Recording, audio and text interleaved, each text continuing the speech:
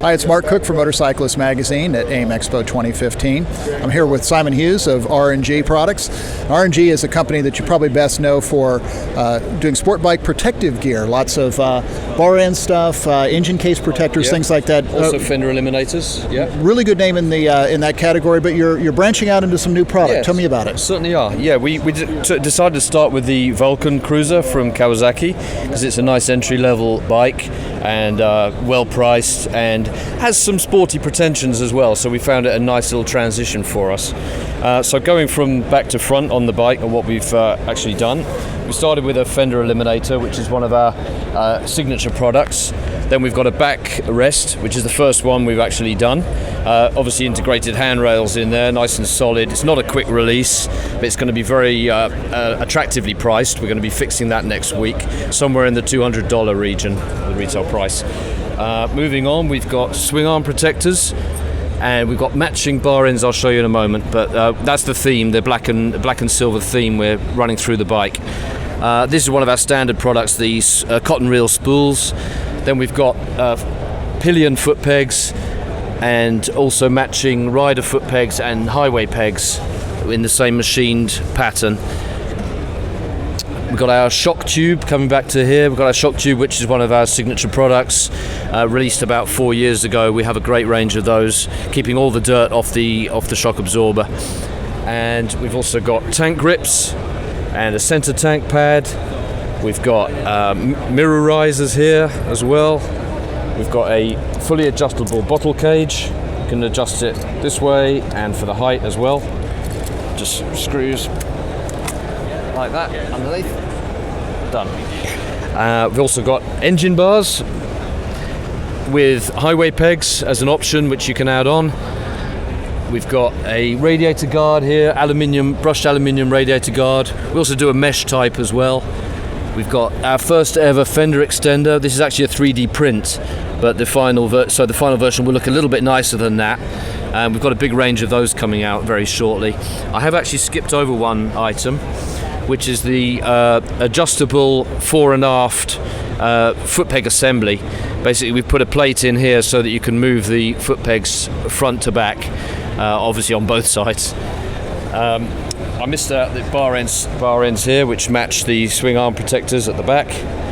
And then coming around to the left, we've added a heel shifter because we felt that just having the toe shift wasn't quite sufficient when we were riding the bike anyway. So we've done a heel shifter which flips up as well in case of any ground clearance issues, which I don't think most people will have anyway. And we've got a kickstand shoe. This is actually also a 3D print, so the final one will actually look a little bit nicer than this. The side stand and larger, basically. And I think that rounds it off. So we've seen the new products from R&G for the cruiser market. Now we're on the Denali side of the Twisted Throttle display. You know, Denali is really known for a line of LED accessory lights, but the brand has branched out this year into some new cruiser stuff. And we're going to take a look at that with Twisted Throttle founder Erik Stephens. Hi, Erik. Hi, Mark. Thanks for coming by today. My pleasure. Tell me about the new lights. Well, we've done a few things to get into the cruiser and retro market. For starters, we developed a new insert for headlights. It's in the 5.7 inch and 7 inch round shapes, and that's going to fit most standard drop-in round headlight modules. So it's got a DOT approved low beam, DOT approved high beam, ouch, I'm pointing that at my face, and a halo for daytime running light. Now these run about $400 to $450 depending on the model, and one of the biggest advantages is that it provides about 3 or 4 times as much light as your original headlight with a lot more distance down the road for nighttime riding. But we managed to maintain a DOT approved beam pattern so you don't run into any sort of the legal issues or blinding other drivers issues that you have when you're working with non-DOT lights. So you also save a lot of electricity, so if you have a bike with a small charging system, you can add heated clothing or other accessories without pulling more power out of your bike than you would be able to do safely. So I understand that the installation is really easy. It's actually just a little H4, three-prong H4. You plug it in and you're good to go. Exactly. It should fit directly into most original housing applications without any sort of modifications.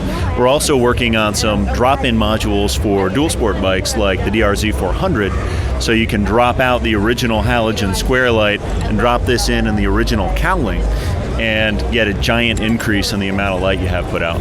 Now, you guys never sleep, do you? No, not much. I guess the other thing we did to get into the cruiser side is that on the DM, DR1, and D2 lights, we did a chrome finish this year, and we developed fork tube mounts so that we'll be able to mount any tubing size, conventional forks, inverted forks, crash bars, frame tubes, with just 4 part numbers.